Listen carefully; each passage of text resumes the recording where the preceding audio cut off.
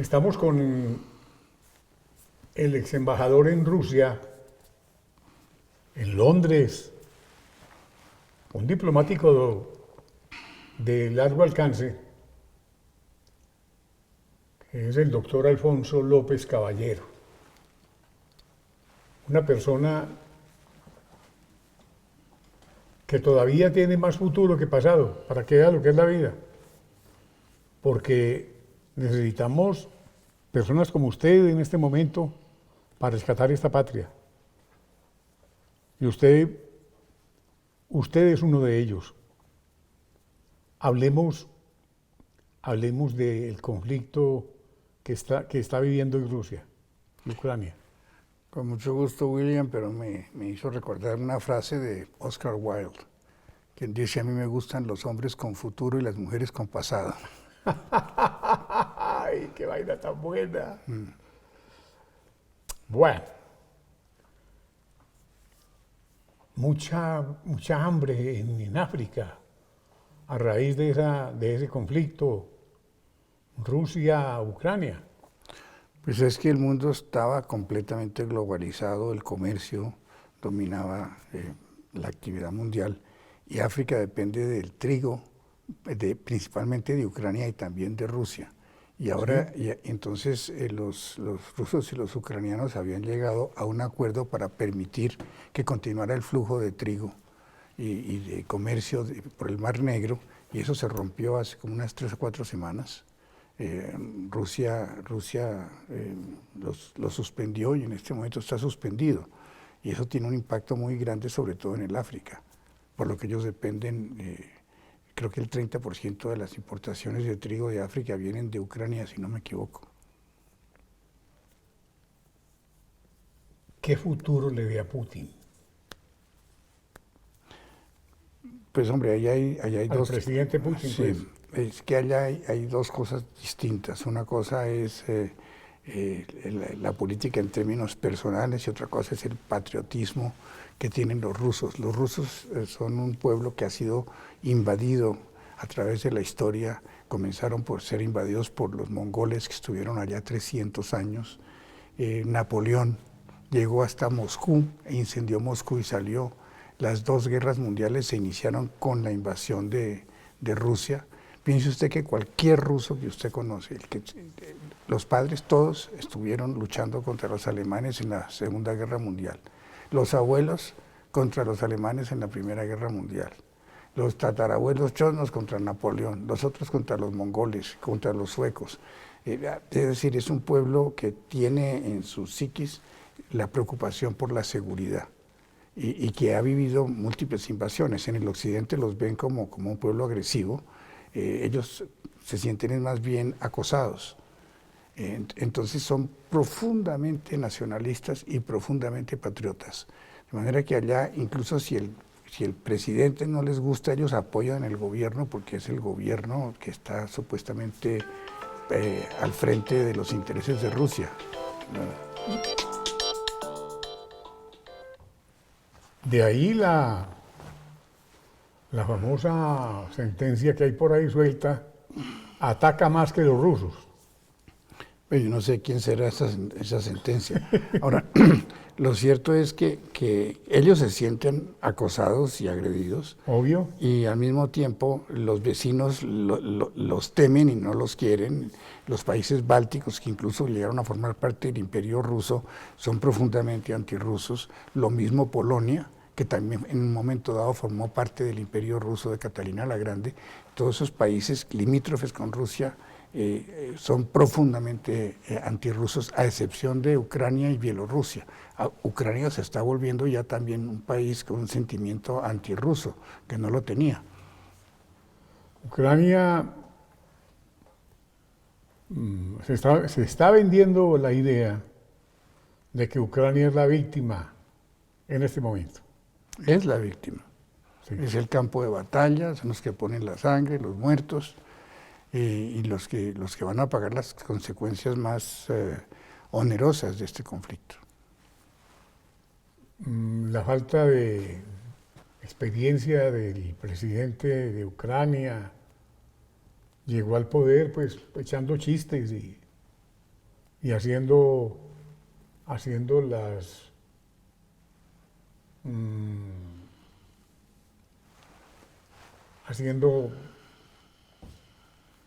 el papel del comediante que se burla del mandatario de turno y así se ganó el aplauso de los ucranianos.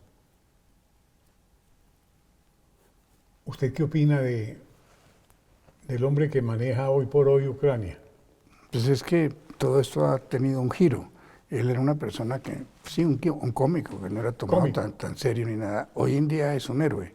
Y buena parte de la resistencia que ha logrado apoyar el pueblo ucraniano se debe a Zelensky. Es famosa, no me acuerdo exactamente cómo es la frase, cuando se inician las operaciones militares rusas y entonces los americanos le ofrecen enviar a alguien a sacarlo, a salvarlo. Y él contesta, no, yo no quiero que venga, no quiero que venga nadie, al contrario, mándenme armas para defenderme. Y eso marca, yo creo, un punto de quiebre ahí en la figura de Zelensky. Zelensky hoy día es visto como un héroe en Ucrania.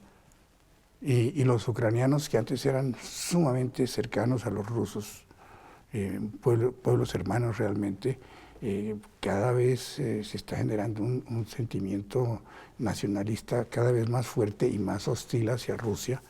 A mí me hace pensar que eso va a terminar tristemente como terminó Yugoslavia, en que los croatas y los serbios que vivieron juntos durante cientos de años, siendo prácticamente el mismo pueblo, hablando un idioma casi igual, hoy día se odian. Y hoy día los serbios y los croatas, donde quiera que se encuentran, hay una confrontación. Me da la sensación de que la relación de Ucrania con Rusia va por ese camino. Es doloroso. Pues es muy triste y sobre todo para muchos de los que viven, para muchos rusos que yo conozco tienen todos familia ucraniana, aquí parientes ucranianos, vínculos con Ucrania, y todo eso yo veo que se está rompiendo inexorablemente. A Colombia también la está afectando económicamente ese conflicto. Pues bueno, por un lado nosotros compramos muchos fertilizantes en Rusia, es uno de nuestros principales reglones de comercio, y desde luego eso afecta a la productividad agrícola en Colombia y los costos de producir alimentos en Colombia. Por otra parte, compramos material metalmecánico y máquinas y tal. Eso hasta ahora no creo que se haya visto grandemente afectado. Y las ventas de Colombia a Rusia, curiosamente, no han sufrido cambios grandes. Y nosotros principalmente exportamos flores, café y carne. Y eso ha continuado, salvo con el caso del principal exportador de carne, que es la empresa brasileña Minerva, que por problemas internos por un tiempo suspendió la compra de carne en Colombia para exportarla a Rusia y ahora la está retomando, pero en cantidades limitadas y a precios más bajos. Pero eso no es consecuencia de la guerra de Ucrania, sino de problemas internos de esta empresa en Brasil.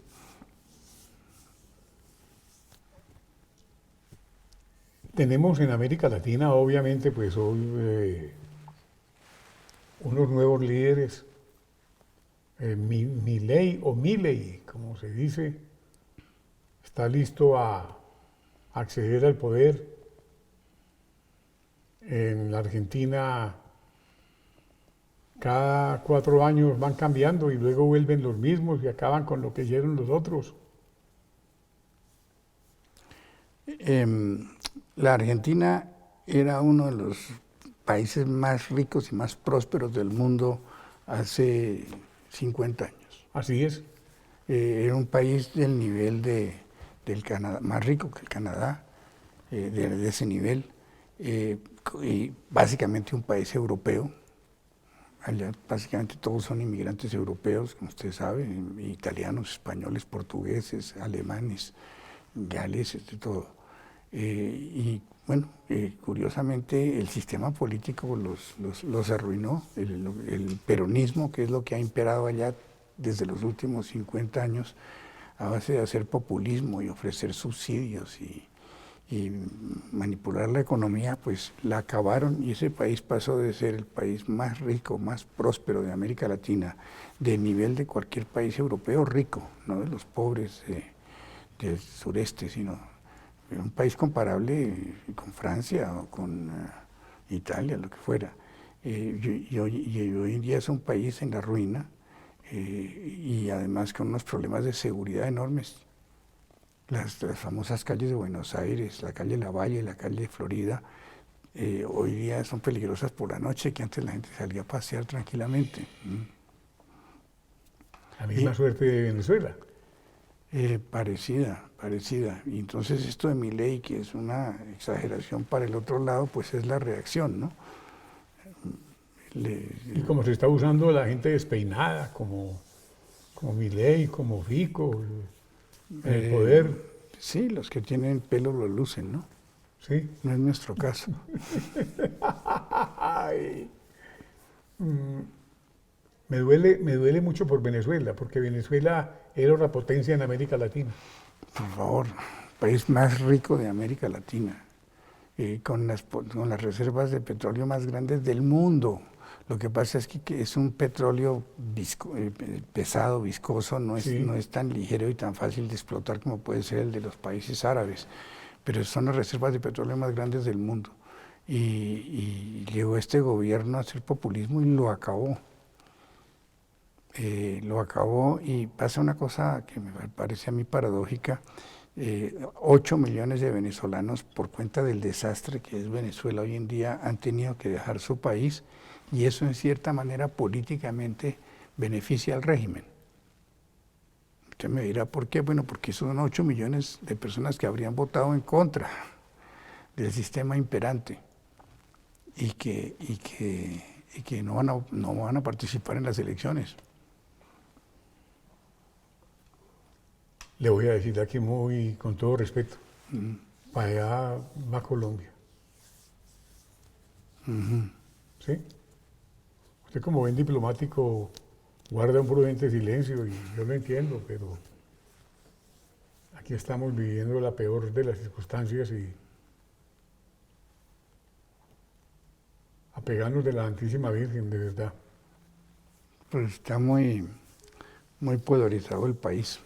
Muy polarizado. Y viviendo un entorno de crisis, porque a nivel mundial lo que se está viviendo es una crisis, pero naturalmente eso afecta mucho a los gobiernos de turno. Y toda esta guerra de Ucrania, pues a lo que está apuntando es soplan vientos de una posible recesión en los Estados Unidos. Eso desde luego nos afecta a nosotros. La economía a nivel mundial se está viendo afectada por esto. Se ha disparado el precio de los combustibles en el mundo al punto de que al presidente de los Estados Unidos le tocó hacer un viaje a Saudi Arabia a rogarle al príncipe, a quien había acusado de asesinato del periodista Khashoggi, que aumentara la producción de petróleo. Y la reacción del príncipe fue lo contrario, se reunió con Putin y acordó recortar la producción de petróleo en 1 millón de barriles diarios. Y todo esto pues incide en el precio mundial de los combustibles. Por ese mismo motivo, los Estados Unidos han tratado de llegar a un modus vivendi con Maduro. Amnistiaron, soltaron a los sobrinos de la esposa de Maduro que estaban presos por narcotráfico. No estaban acusados, estaban presos. Fueron liberados. Se dio permiso a la compañía Chevron para ingresar a Venezuela a tratar de repararles la infraestructura venezolana para que pudieran mejorar la producción. Porque lo que pasa con Venezuela es que Venezuela pasó de producir 3 millones de barriles diarios, en un momento quedó produciendo algo así como 600.000, por debajo de Colombia. En este momento pues sigue siendo la producción venezolana una fracción de lo que era antes. Y todo eso, pues naturalmente incide en el precio de los combustibles y más cuando están en el plan de sabotear la venta de petróleo ruso al mundo. Entonces, el precio de los combustibles se ha disparado en todas partes y en los Estados Unidos, desde luego que también se han visto afectados, a pesar de que ellos ahora producen mucho más que antes con el sistema de fracking, pero eso afecta la popularidad del gobierno de turno en los Estados Unidos y ha habido protestas por el alto costo de la gasolina. Esa crisis que está generando el petróleo a nivel mundial, ¿cómo la vamos a enfrentar? Porque si el señor Biden se va para allá y le hacen pistola, como se dice en paisa, y el hombre a quien él había acusado de asesino. Sí, luego hizo todo lo contrario. ¿Qué podemos esperar? Pues más bien se lo pongo de otra manera. A ver. América Latina era el patio trasero de los Estados Unidos. Incluso se creó el término Banana Republic. Banana Republic quería decir que eran paisitos infelices que vivían de producir bananos y que tenían que hacer todo lo que decían los Estados Unidos, que básicamente era el caso de Centroamérica.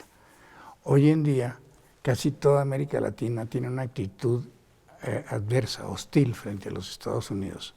Algunos totalmente, como es el caso de Venezuela, otros de una manera melíflua, como es el caso de México. Pero todos los grandes países latinoamericanos hoy día tienen gobiernos que no son afectos a los Estados Unidos. Y en América Central, que eran los Banana Republics, pues ahora son abiertamente, ferozmente antiamericanos, como es el caso de Ortega en Nicaragua, o el caso de la esposa de Zelaya en Honduras, o el mismo Bukele, que no baila al ritmo que le quieren imponer los americanos. El único país grande, importante, que todavía es amigo de los Estados Unidos, Colombia. Y yo creo que si se sabe manejar esa posición nuestra, se le pueden sacar algunos dividendos. Vaya uno a ver. Esperemos que el canciller Leiva, que él sabe manejar, maniobrar, manipular, moverse de un lado para otro. Él obviamente pues está en una situación que le permite, primero que todo, amañarse donde no está. Él es un hombre a quien lo vemos jugando con la rubia y la morena. Yo a él lo admiré mucho, pero cuando comenzó a dar todas esas volteretas, ¿para dónde nos llevan?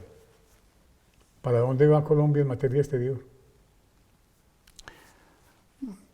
Yo no sé, le puedo decir dos cosas. La una, yo hubiera pensado que a él lo nombraron canciller en primera instancia por el tema de la paz, porque tiene unas implicaciones internacionales. Sí, por un lado, el ELN realmente hoy día es un grupo binacional que juega un papel importante en Venezuela con la anuencia del gobierno venezolano. Por otro lado, las conversaciones de paz se están celebrando en Cuba y Cuba también juega un papel relevante. Por otro lado, si lo que quieren es acabar con la extradición, es un tema que tienen que manejar con los Estados Unidos, de manera que yo pensaría que fue un poco con esa visión que llegó él a la Cancillería. Ahora, por otro lado, los Estados Unidos yo he visto que hacen unos esfuerzos enormes para mantener a Colombia de su lado. El perfil del presidente actual pues es muy parecido al perfil de los expresidentes que son enemigos de los Estados Unidos. Sin embargo, él no se ha comportado como enemigo de los Estados Unidos y más bien los Estados Unidos al revés han hecho lo imposible para mantenerlo cerca. La primera llamada de felicitación que recibió fue de Biden. ¿Así fue? Al poco tiempo los Estados Unidos anunciaron que le regalaban unos helicópteros para sacar adelante su proyecto de defender el Amazonas como un apoyo de los Estados Unidos. Cuando anunció que iba a visitar a Maduro, en vez de molestarse los Estados Unidos, sacaron un comunicado diciendo qué bueno que va el presidente Petro a hablar con Maduro para convencerlo de que haga elecciones libres y que no se vuelva a presentar otra vez como candidato. Después vino Blinken aquí. Luego el gobierno colombiano dijo que iba a negociar con los Estados Unidos para que los colombianos pudieran viajar sin necesidad de visa a los Estados Unidos. Eso es algo que nunca va a suceder. Es decir, el principal problema que tienen los Estados Unidos es la migración ilegal, y de los que más ilegalmente allá son venezolanos, creo que mexicanos y colombianos, los que están ahí en la frontera en Tijuana, y los que están atravesando la selva del Darién. Pero los Estados Unidos, en vez de decir, hombre, lo sentimos mucho, pero ahí no hay nada que hacer, al contrario. ¿Cómo no? Vamos a reunirnos y hacer un estudio profundo para ver cómo podemos manejar esa situación. Y entonces el encargado de las relaciones con América Latina, que es de origen colombiano, cuyo nombre no recuerdo, viene acá y dice, estamos estudiando el caso. Y dicen que estamos estudiando el caso. Eso nunca va a ocurrir, pero es una actitud, ¿no? ¿Mm? Sin embargo, me cuentan, no sé si usted lo sepa, que el actual embajador de Colombia en Estados Unidos llegaría a ser canciller de Colombia. Es que tiene todas las condiciones. Él es un personaje interesantísimo. En primer lugar, muy brillante, ¿no? Él es creo que de Andagoya, Chocó. Sí, así es. Si no me equivoco, sacó cuando se graduó el ICFES, o uno de los 10 mejores ICFES de Colombia. Sí. Sin un real, se ganó una beca para estudiar en Rusia. Viajó a Rusia, estudió allá en una buena universidad y se graduó con lo que llaman un diploma rojo, como uno de los mejores, como summa cum laude de los mejores estudiantes. Se casó allá con una señora uzbeca, en la época de la Unión Soviética, que Uzbekistán formaba parte de la Unión Soviética. Se casó con una señora uzbeca que creo que es de origen ruso, regresó a Colombia y decidió que había mucha corrupción, pues llegó a la conclusión de que había mucha corrupción en la política en el Chocó y que había que arreglar eso. Se lanzó a la gobernación del Chocó solo, sin el apoyo de nadie, y para sorpresa de todo el mundo derrotó a los caciques tradicionales y fue elegido gobernador del Chocó. Entonces, ¿qué pasa cuando usted se enfrenta a todos los poderes establecidos, a todos los caciques, y los derrota? Le inventaron una cosa por ahí. No, pues el hombre... No, digo, le inventaron que había no me acuerdo cuál es el cargo, es decir, creo que, si no me equivoco, creo que el del presupuesto para educación arregló el Salón Comunal de Andagoya, entonces le dicen que fue una desviación ilegal del presupuesto. Él dice que era el único sitio, creo que ese es el argumento, que era el único sitio donde se reunían los niños a estudiar, bueno, lo que fuera. En todo caso le inventaron una cosa y por esa vía lo destituyeron. Entonces el hombre estuvo aquí un tiempo corto, lo secuestraron, no me acuerdo por qué ni cómo fue esa cosa, al poco tiempo lo liberaron y se fue de Colombia. Se fue a los Estados Unidos. En Estados Unidos, bueno, aprendió a hablar un inglés fluido, mejor que cualquiera. En los Estados Unidos, después de batirse como fuera, se metió en Amnistía Internacional, lo pusieron en contacto a manejar a los parlamentarios negros del Partido Demócrata principalmente, entonces estableció una relación privilegiada ya con el Partido Demócrata, porque pues las minorías étnicas mayoritariamente son demócratas en los Estados Unidos. O sea que él tiene un anclaje muy fuerte, muy especial con la Junta de Parlamentarios Negros y por ahí con el Partido Demócrata. Y por otro lado se vinculó con las iglesias evangélicas, yo no sé por qué, pero en todo caso que eso también tiene mucha proyección dentro de los Estados Unidos. Y vivió en Estados Unidos mucho tiempo, yo no sé, habrá vivido allá que 10, 15 años, regresó, se volvió a lanzar a la alcaldía, a la gobernación del Chocó, lo volvieron a elegir, entonces le volvieron a armar la cosa anterior. Durante el gobierno de Santos lo nombró ministro del Medio Ambiente y después pues se lanzó a la presidencia sin mucho éxito y se sumó ¿cómo se llama? A la campaña de Fajardo, y de ahí pues cuando eso no despegó, apoyó a Petro y Petro lo acaba de, pues lo nombró. ¿Lo consagró? No, el hombre ya venía consagrado. Sí, Perdón, el hombre tenía todas las condiciones para ser embajador en los Estados Unidos. Sí. Tiene unos contactos que nadie más tiene, es tipo brillante. Y tiene la ventaja en este momento de pertenecer a una de las minorías étnicas, que es lo que está en auge. Oiga, qué claridad de conceptos, que usted es un hombre con todas las condiciones, se lo digo con toda honestidad. Usted es una persona que la han desperdiciado en este país. Yo siento por usted un profundo respeto, admiración, afecto, porque No es reciprocado. usted es brillante. Qué bueno uno contar con un estadista como usted manejando este país. Un hombre puro, lleno de virtudes. Su hoja de vida es de excelencia. Y para la barbería es un honor tenerlo aquí. Qué bueno tenerlo allá en la casa de Nariño, ocupando el primer empleo de la nación. De verdad. Si me ayuda a convencer a más gente de pronto. Sí, de pronto con Rafael, con el amigo de su papá. Por el momento ya somos dos. Sí, ¿por qué no me enfocan esta foto que aparece el doctor López, el papá de nuestro internacionalista, el hombre que conoce la política internacional al pie de la letra y de lo que uno le habla, porque es que esto es una delicia, esto es una cátedra usted. Me siento muy orgulloso. Mire que le voy a terminar creyendo lo que dice William. Su humor inglés me fascina. Sus buenas maneras, sus chascarrillos. Así tiene que manejarse la vida. Ojalá Petro se diera cuenta. Querido jefe, qué honor tenerlo aquí.